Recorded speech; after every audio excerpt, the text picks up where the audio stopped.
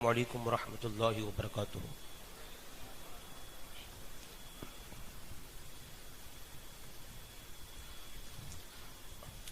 الحمد للہ رب العالمین والعاقبۃ للمتقین والصلاة والسلام علی سید الانبیاء والمرسلین، اما بعد فاعوذ باللہ من الشیطان الرجیم، بسم اللہ الرحمن الرحیم۔ کنتم خیر امۃ اخرجت للناس تأمرون بالمعروف وتنہون عن المنکر، صدق اللہ العظیم۔ پورا مجمع رسول کائنات صلی اللہ تعالی علیہ وسلم کی بارگاہ میں درود و سلام کا نذرانہ پیش کرے۔ اللہم سیدنا و مولانا محمد مبارک وسلم صلاۃ و سلام علیک یا رسول اللہ صلی اللہ تعالی علیہ وسلم۔ سنی تبلیغی مشن برانچ ممرہ کے زیر اہتمام دوسرے سالانہ سنی اجتماع کے اندر ہم اور آپ حاضری کی سعادت حاصل کر رہے ہیں۔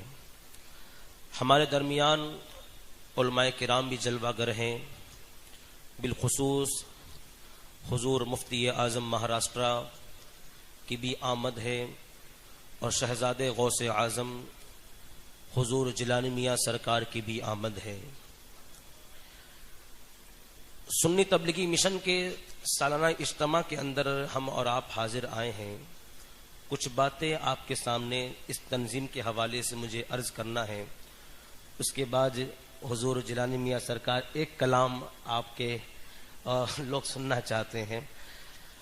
قرآن پاک کے اندر اللہ رب العزت ارشاد فرماتا ہے، کنتم خیر امۃ اخرجت للناس تأمرون بالمعروف وتنہون عن المنکر، تم بہتر ہو ان سب امتوں میں جو لوگوں میں ظاہر ہوئی، بھلائی کا حکم دیتے ہو، برائی سے منع کرتے ہو، وتؤمنون باللہ، اور اللہ پر ایمان رکھتے ہو۔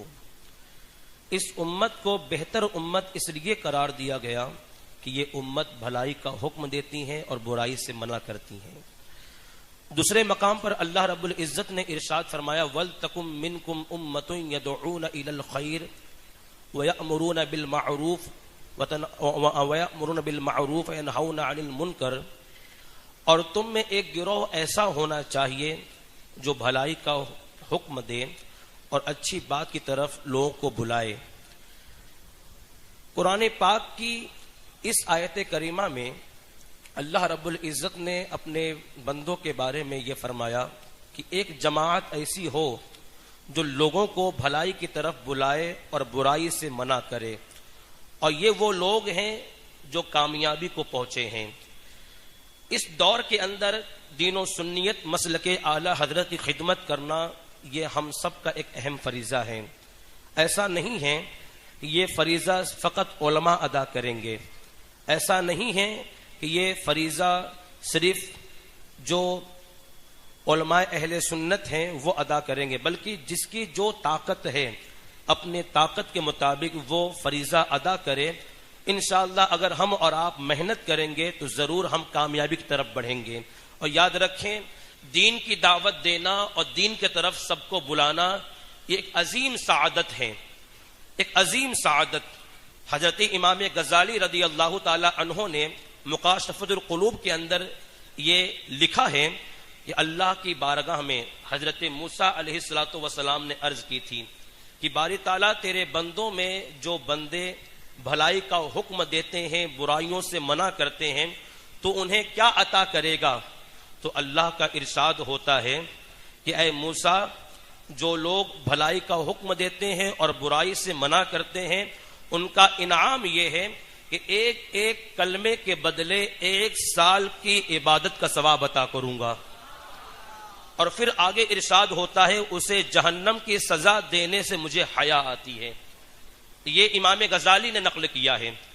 اور اس کے بعد حلیۃ الاولیاء کے اندر حضرت کعب الاحبار رضی اللہ تعالی عنہ فرماتے ہیں کہ اللہ رب العزت نے حضرت موسیٰ علیہ السلام، تورات شریف کے اندر ہے کہ حضرت موسیٰ علیہ السلام کی طرف وحی فرمائی کہ اے موسیٰ، جس نے نیکی کا حکم دیا اور برائی سے منع کیا اور لوگوں کو میری اطاعت کی طرف بلایا، اسے دنیا اور قبر میں میرا قرب اور قیامت کے دن میرے عرش کا سایہ نصیب ہوگا۔ آپ ذرا اندازہ لگائیں، سنی تبلیغی مشن کے یہ سارے نوجوان یہاں بیٹھے ہیں، آج اس اجتماع کے لیے اس کے علاوہ ممرا کے اندر صرف، ویسے تو پورے ہندوستان کی اگر میں بات کروں تو ایک مہینے کے اندر 200 سے زیادہ اجتماعات ہو رہے ہیں۔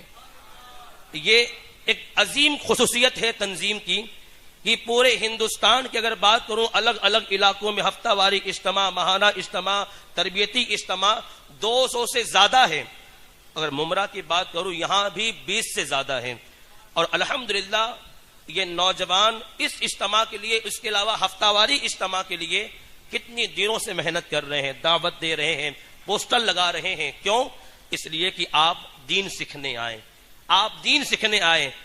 یہ وحی کہ اللہ رب العزت نے جناب موسیٰ کلیم اللہ کی جانب کہ اے موسیٰ، میرے بندوں میں جو نیکی کا حکم دے اور برائی سے منع کرے، اسے دنیا اور قبر میں میں اپنا قرب عطا کروں گا اور اس بندے کو قیامت کے دن عرش کا سایہ نصیب ہوگا۔ سنی تبلیغی مشن ایک ایسی تحریک ہے جس کی بنیاد حضور محمد العلماء کی سرپرستی میں 2011 کے اندر حاجی علی لوٹس آپ جانتے ہوں گے جہاں گول بلڈنگ ہے، 2011 میں حضرت کی بارگاہ میں میں حاضر ہوا تھا۔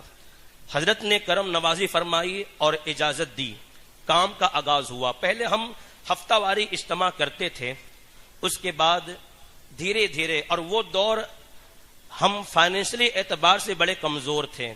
مجھے اچھی طرح یاد ہے کہ 2012 میں جب ہم نے پہلا اجتماع کیا تھا سالانہ، تو اس میں ہم نے اسٹیج لگا دیا، سارا انتظام کر دیا، لیکن علماء اور معلمات جو آنے والے تھے ان کے ہدیے کا اہتمام نہیں ہوا تھا۔ ہم نے حضور کی بارگاہ میں عرض کیا تھا، تب بھی انتظام کیا گیا تھا۔ 2013 یا 14 میں جب مدن پورہ کی سرزمین پر سالانہ اجتماع ہوا تھا سنی تبلیغی مشن کا، تب بھی ان ضرورتوں کو دیکھتے ہوئے ہم نے پھر عرض کیا تھا کہ حضور کرم فرمائیں، اس لیے کہ اتنا انتظام نہیں ہو پایا۔ حضرت نے اپنے جیب خاص سے، مجھے یاد ہے، اسٹیج پر بیٹھ کر 5,000 روپیہ مجھے دیا اور کہا یہ رکھو، اس سے انتظام ہو جائے گا۔ یہ شروع سے 2016 کے بعد سنی تبلیغی مشن کو لوگوں نے جانا نا، یہ وہ باتیں ہیں جب لوٹس سے ہم باہر نہیں آ پائے تھے۔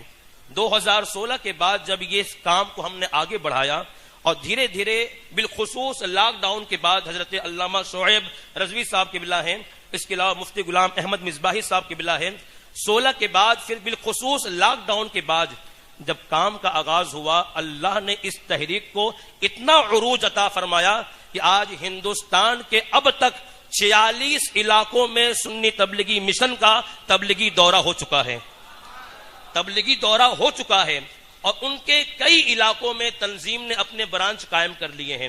ابھی 22، 23، 20، 21، 22 رائے پور میں برانچ کھلنے والا ہے۔